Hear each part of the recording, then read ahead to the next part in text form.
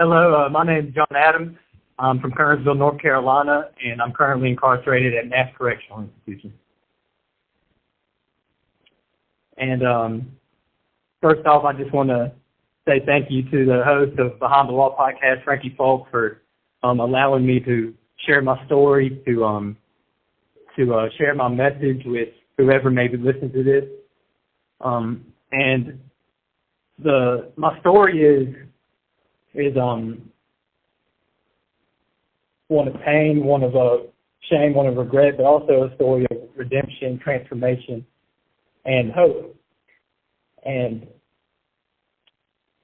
I was incarcerated at 15 years old, a month after my 15th birthday, and I was charged with first-degree murder. And I want to say this, that my narrative is not one that I'm proud of. It's one that I struggle with. It's one that I wrestle with. But it's one that God is helping me to accept and to trust Him with. And what I mean by that is my narrative isn't that I killed somebody in protecting myself, or I killed somebody because I had a beef with somebody. I killed somebody that was close to me, that loved me, that trusted me. I murdered my grandfather. And so leading up to that crime, my story is similar to so many guys that I've met in prison, met behind these walls. I grew up without a father. Father walked out when I was 5 years old, and he was a heroin addict. I grew up with a mother who loved me and my little sister dearly, but she had her own addiction as well. And growing up, I just struggled so hard to find acceptance and to feel loved. And when I finally got into my teenage years, I started trying to find that acceptance in being popular, looking for acceptance among popular kids. And unfortunately, in my generation, popularity is equated with breaking the rules and rebelling against authority. And so that's what I found myself doing, is rejecting my teachers, rebelling against my mom, and just breaking all kinds of rules. And I started smoking weed. I started stealing from my family. I started doing all these things to be accepted, all to gain popularity, because there was this gap in my life where I felt like I wasn't loved, where I felt like I needed to be seen, to be accepted. And leading up to the crime that I committed, and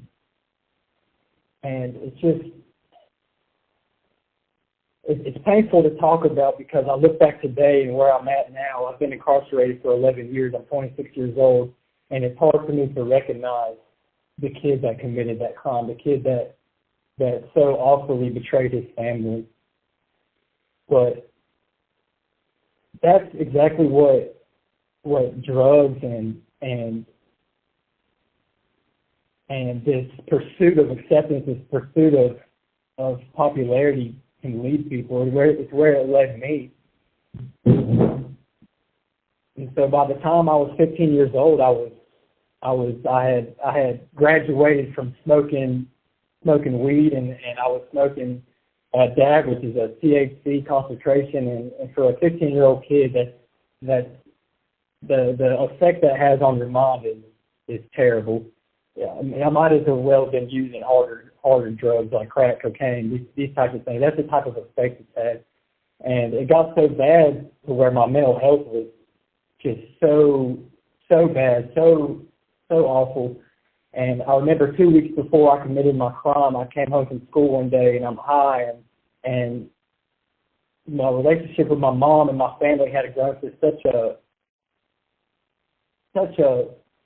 a broken point to where I erupted, and my mom, we were having a simple argument over something so minimal, and I blew up, and I went to my room and I grabbed a 410 shotgun that was gifted to me. I'm from the country, and for some reason my family thought it was okay to give a shotgun to a kid when he was 12. And I went to my room and grabbed the shotgun and went back down to living room in front of my mom and my little sister. I put these guns to my head, and I'm 15 years old, and I threatened to kill myself in front of them. And this is 2 weeks before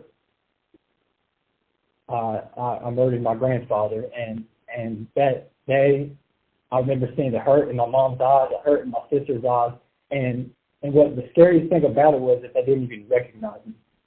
I could tell they were looking at me, and they were scared, and This call is from a North Carolina correctional facility.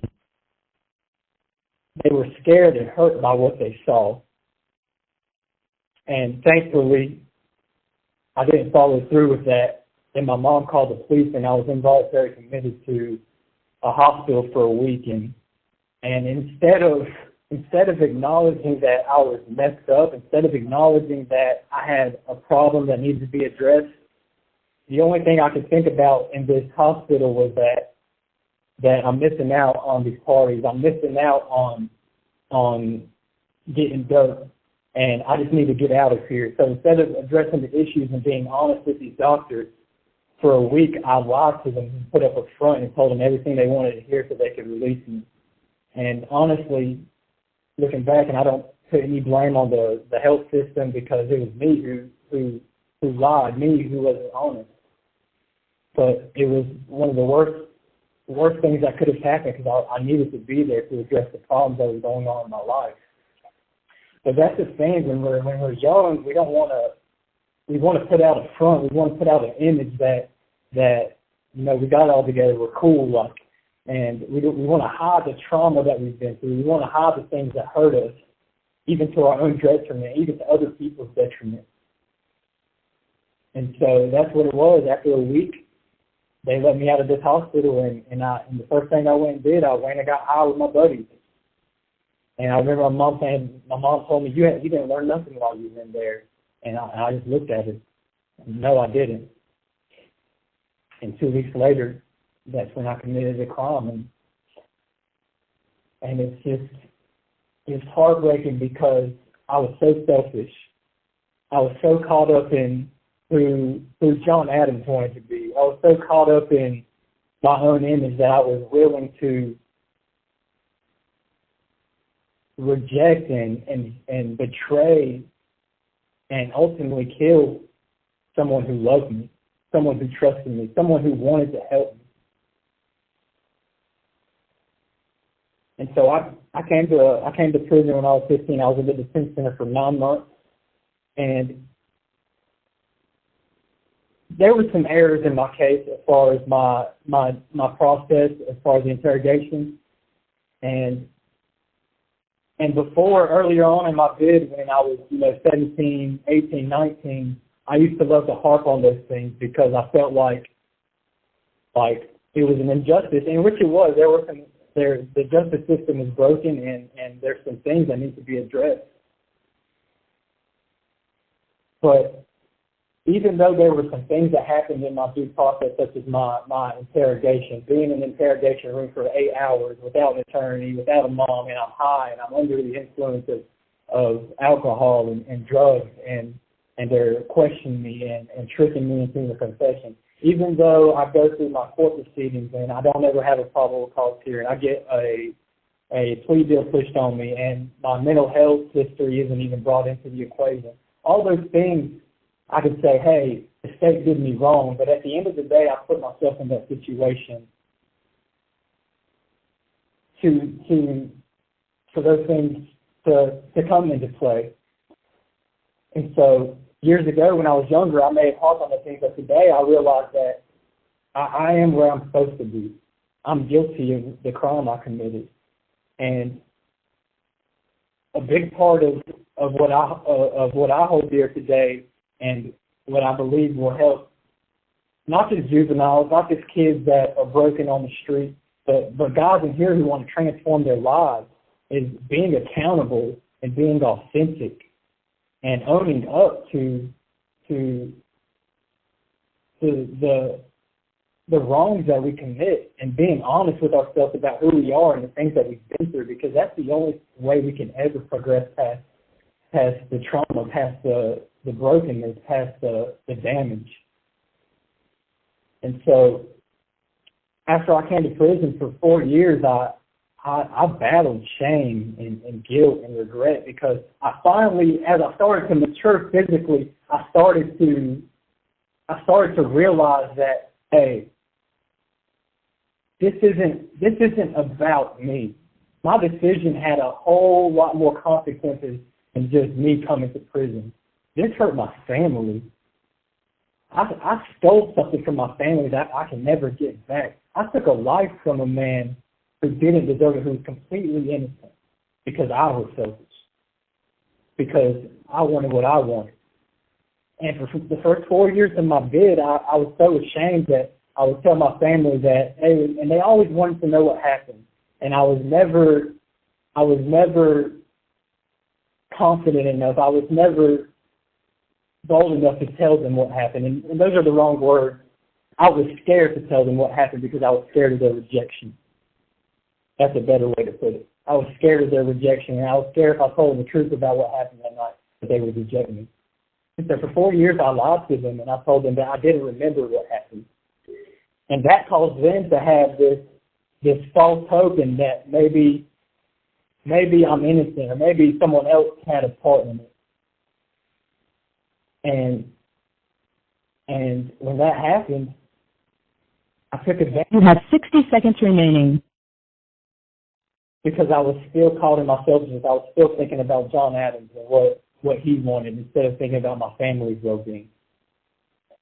And so my first 4 years of my bid, I lied to my family about what happened, and I was just not ready to confront what I did. I was so ashamed of it. I didn't want to be a person who murdered his grandfather. I wanted so badly to go back to that night and to take it back.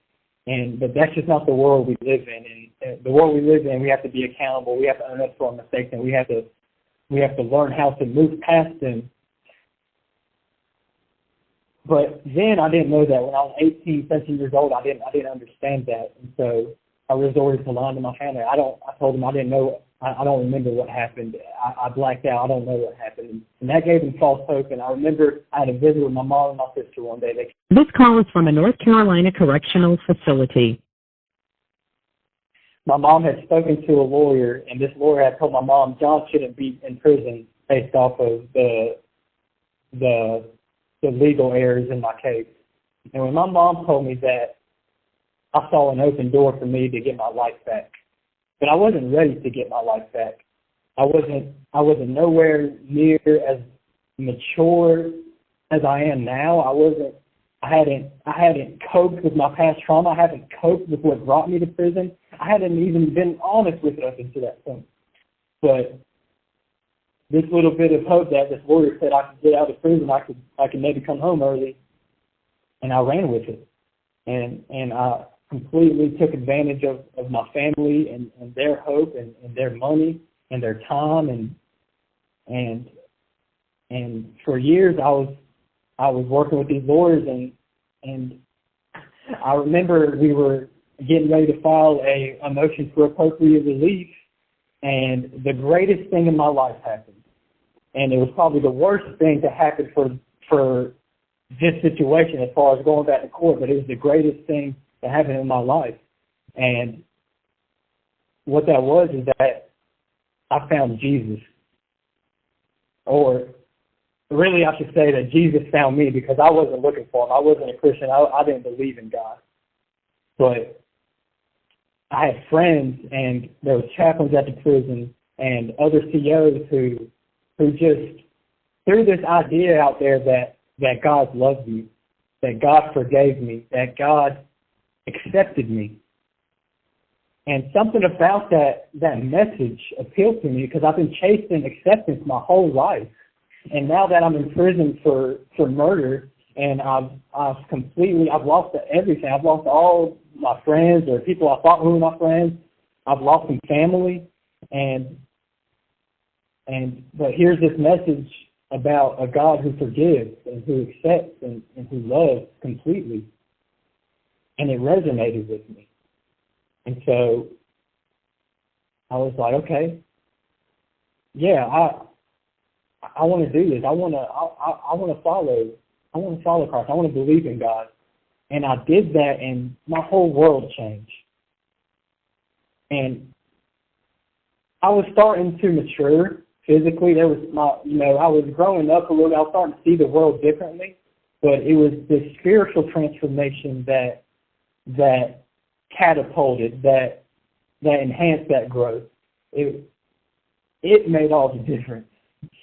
And so this happened, and I remember for months afterwards, I was struggling because I've been lying to my family for years, trying to maybe get out of prison early, lying to these lawyers, and now God's telling me, hey, John, tell the truth.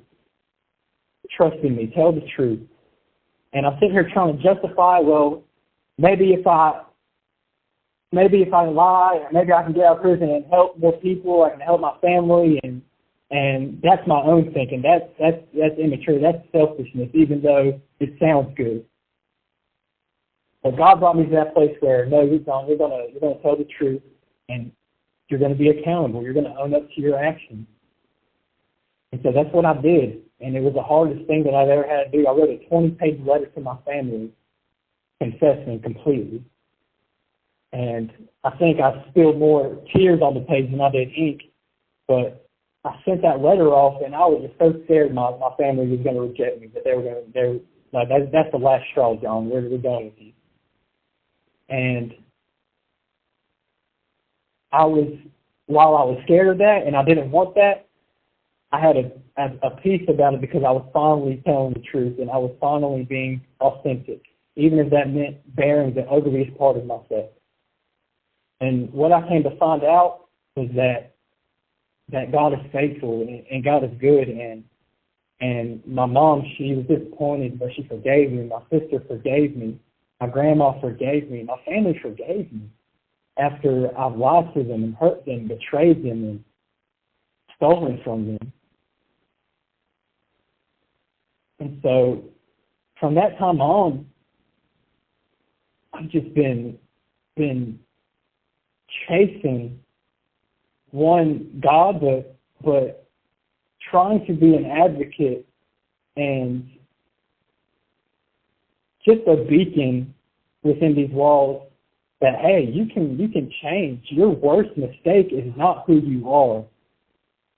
And there's so many kids in here that are lost, and they're caught up in the street life. They're caught up gangbanging. They're caught up getting high. They're caught up in their mess, and I get it because I was there once, and it's so heartbreaking. There's so many kids in here that just weren't dealt a good hand in life. I remember I was sharing my story one time in a church service at an old prison I was at after I became a Christian, after all this transpired. And I remember I was sharing my story with a juvenile population of kids between 14 and 17 years old, and there's about 40, 50 of them. And I remember asking them, I was like, how many of you grew up without a mom or a dad or in a single parent? This call is from a North Carolina correctional facility. And every single one of them, except maybe like two or three of them, raised their hand. And I realized just how hamstrung kids are, like myself and like others are, when they grow up in circumstances where they don't have a father figure, where they don't have a mother figure, where there's alcohol and drugs around them and there's violence around them. And it just sets us up for failure. But the thing is, we can overcome those things. There's a verse in the Bible that means a lot to me and that I hold on to. It's Lamentations 3:27, and it says, "It is good for a man to bear the yoke while he is young." And that phrase, "bear the yoke," that's biblical language. It is good. It's good for a man to be punished while he is young. It's good for a man to be judged when he is young. And that's because there's so much opportunity for young men to grow, to learn from their mistakes. And all they need is someone to believe in them, someone to see past the hurt, the rebellion, the mess that they're caught up in, and see that, hey, there's something there worth fighting for. There's something there worth investing in. And so that's what I live by. That's what I share with these guys in here, that you don't have to live with shame and guilt and condemnation because of what you did. You can live in freedom. You can get past what you did. And I'm a Christian, but not everyone's going to be a Christian. Not everybody has their own beliefs. That we can get past our trauma and our brokenness in our past just by realizing that we can grow, that we can change. And it starts with addressing the trauma, addressing who we are, addressing the things we've been through, and being accountable, owning up to what we did, and realizing that that's the only way we'll ever progress. And so that's my story in a nutshell, and I can talk for hours about things that I've learned since I've been incarcerated, and things that God has done in my life, and things that transformed me. And he's blessed me so much. He's brought me so far. I'm a senior getting ready to graduate with a bachelor's degree from a liberal arts college, and I'm going to be able to serve the guys in here through counseling and peer support with that degree. And it's just so crazy what's possible if we realize and we stop believing lies that the world teaches us, that we're our worst mistakes. And it's just a beautiful thing that transformation is possible, that redemption is possible, and that there's hope. There's hope for young men and women who have been through terrible things, but it doesn't have to stay that way. And so, yeah, that's my story. And I thank y'all so much for listening. And thank you so much, Frankie, and Behind the Wall, for letting me share. And I'm grateful. Thank you.